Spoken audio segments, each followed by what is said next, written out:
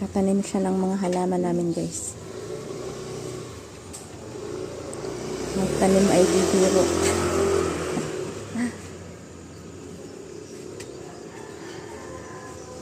Ito yung oregano.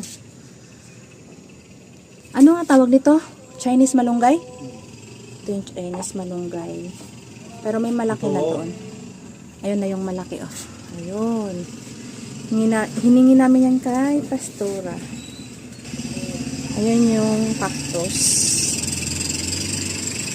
Ang cute ng cactus.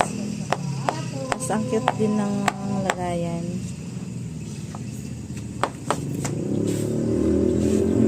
Tatanim siya.